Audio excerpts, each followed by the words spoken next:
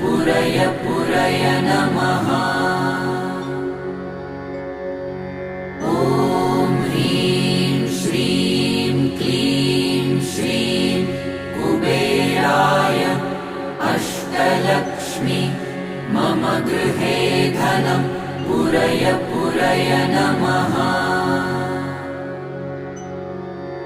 ॐ ह्रीं श्रीं क्लीं श्रीं कुबेराय अष्टलक्ष्मी मम गृहे धनं पुरय पुरय नमः।